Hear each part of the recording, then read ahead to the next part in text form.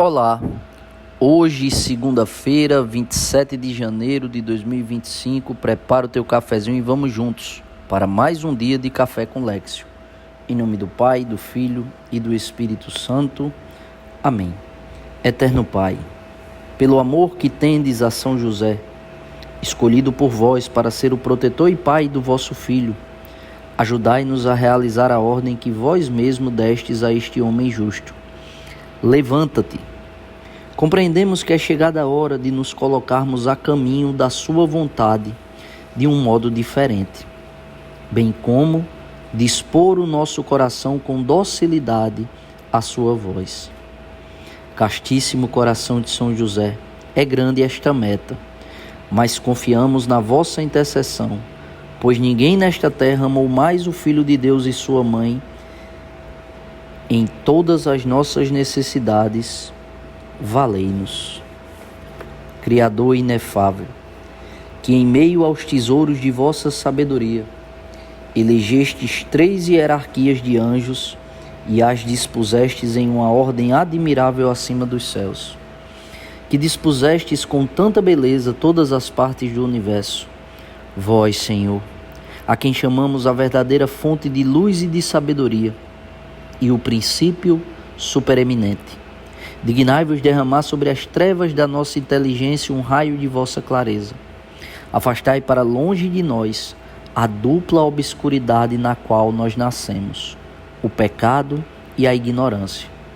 Vós, Senhor, que tornais eloquente a língua das criancinhas, modelai nossa palavra e derramai nos nossos lábios a graça da vossa bênção.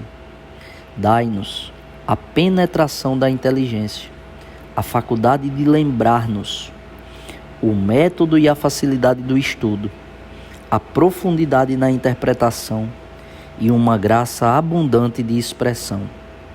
Fortificai nosso estudo, dirigi o seu curso, aperfeiçoai o seu fim. Vós, que sois verdadeiro Deus e verdadeiro homem, e que viveis nos séculos dos séculos. Amém. Ave Maria, cheia de graça, o Senhor é convosco. Bendita sois vós entre as mulheres e bendito o fruto do vosso ventre, Jesus.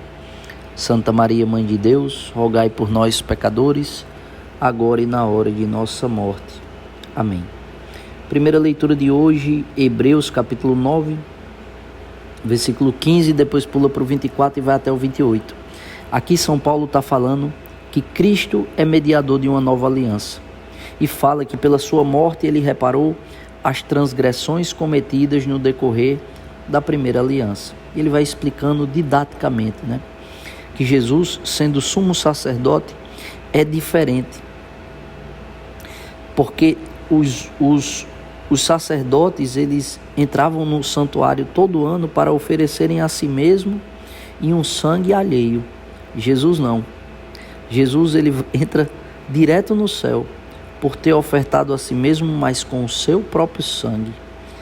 Na plenitude dos tempos, ele se manifestou para destruir o pecado pelo sacrifício de si mesmo, como fala o versículo 26. Então, também Cristo, oferecido de uma vez por todas para tirar os pecados da multidão, aparecerá uma segunda vez, fora do pecado, para salvar aqueles que o esperam. Então veja, aqui São Paulo também está falando da parousia. São Paulo está falando da segunda vinda de Cristo. É muito importante nós fazermos memória todos os dias que não sabemos o dia e nem a hora e que precisamos nos preparar, renunciar ao pecado e viver a graça, a vontade, a palavra de Deus. É para isso que o Senhor se manifestou. É esta ordem que ele deu aos seus apóstolos, que fizeram discípulos e que construíram pela fundação de Jesus Cristo e pela fundamentação dos apóstolos a igreja. Nos é necessário abraçar esta verdade. Jesus veio para nos salvar. Carece da nossa fé. nos é necessário ter fé naquilo que o Senhor nos fala. O Evangelho de hoje, Marcos capítulo 3, versículos de 22 a 30. Naquele tempo, os mestres da lei, que tinham vindo de Jerusalém, diziam que ele estava possuído por Beelzebu e que pelo príncipe dos demônios ele expulsava os demônios. Então Jesus os chamou e falou-lhes em parábolas. Como é que Satanás pode expulsar a Satanás? Se um reino se divide contra si mesmo, ele não poderá se manter. Se uma família se divide contra si mesma, ela não poderá se manter. Assim, se Satanás se levanta contra si mesmo e se divide, será destruído. Ninguém pode entrar na casa de um homem forte para roubar os seus bens, sem antes o amarrar. Só depois poderá saquear sua casa. Em verdade eu vos digo, tudo será perdoado aos homens, tanto os pecados como qualquer blasfêmia que tiverem dito. Mas quem blasfemar contra o Espírito Santo nunca será perdoado, mas será culpado de um pecado eterno. E aí o Evangelho explica, versículo 30. Jesus falou isso porque diziam, ele está possuído por um espírito mau, ou seja, blasfemando contra o Espírito Santo, porque Jesus Cristo tem o Espírito Santo. Expulsa demônios por força do Espírito Santo, cura os doentes por ação do Espírito Santo, e não o espírito de Beelzebu. E por que é importante meditarmos sobre essa palavra? Aqui eu vou tomar emprestado a reflexão do Padre Paulo Ricardo, porque isso é atual. Nos dias de hoje, muitas pessoas, e pasmem, dentro da igreja, muitos leigos da igreja, até sacerdotes, que perderam a fé, né? Fazem com quem defende a fé o mesmo que os mestres da lei fizeram com Jesus, acusando Jesus de expulsar os demônios pelo poder de Beelzebu, ou seja, acusando Jesus de que Jesus estava possuído por Satanás. Mas veja, Jesus é Deus, Jesus é a segunda pessoa da Santíssima Trindade. Jesus expulsa os demônios, cura os doentes, liberta os cativos por força do Espírito Santo. É uma blasfêmia. Mas vamos lá, e o que é que acontece nos dias de hoje? Veja, do jeito que falavam de Jesus, que Jesus, porque fazia discípulos, né? Então, Jesus se dirigia aos pecadores, mas pregava a conversão, o perdão dos pecados e a conversão, a renúncia à vida de pecado. E aí Jesus era acusado de beberrão, de impuro, de infiel à lei e às tradições. Hoje, a igreja, por fazer exatamente o que Cristo mandou ela fazer, por dar continuidade à sua obra redentora, a igreja é acusada diuturnamente dos mais variados adjetivos, né? Intolerante, moralista, retrógrada. Então veja, o que é que acontece hoje? Uma rejeição à carta por ódio ao carteiro, como nos ensina o Padre Paulo Ricardo. Então, as pessoas, elas não estão rejeitando apenas a igreja, o carteiro, elas estão rejeitando o conteúdo da carta, que é a palavra de Deus. Quando nós pregamos para o egoísta, dizendo que ele é egoísta, que ele precisa sair do egoísmo e viver a generosidade, a caridade, nós somos acusados de intolerantes, preconceituosos, por dizer o óbvio.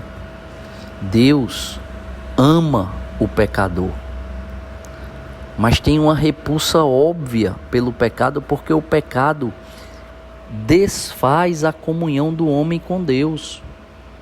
Então, eu e você, nós não podemos ser coniventes com o pecado. E quantas vezes isso acontece no nosso dia a dia? Até dentro da igreja.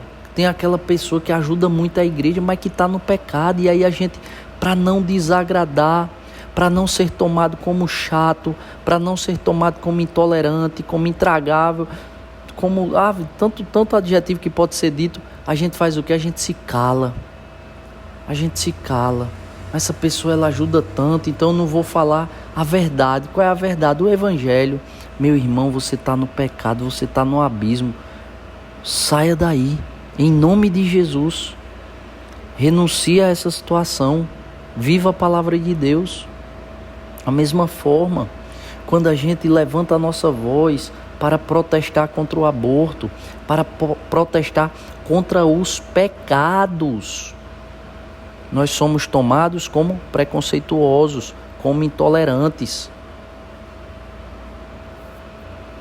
Para usar a expressão do Padre Paulo, como imperialistas religiosos. Primeiro, cuidemos para não sermos essas pessoas que reproduzem o que os mestres da lei fizeram com Jesus.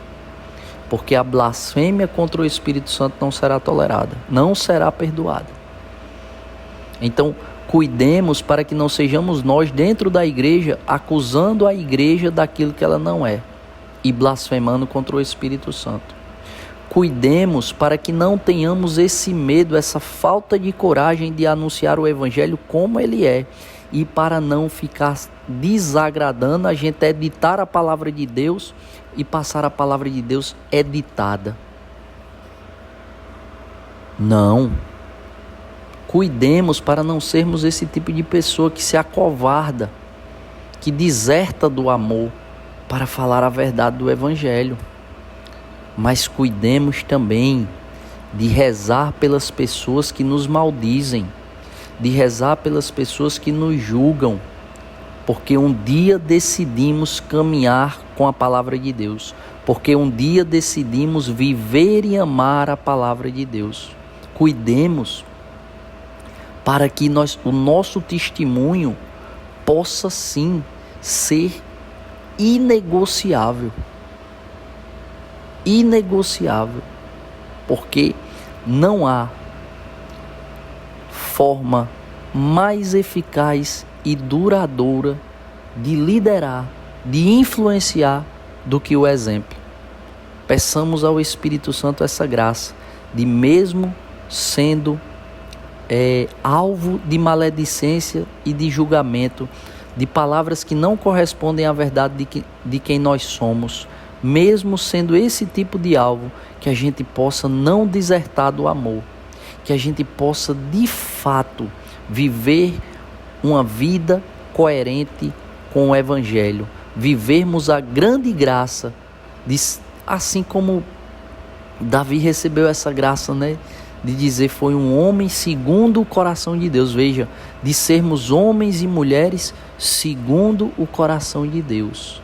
E cuidemos para não blasfemar contra o Espírito Santo.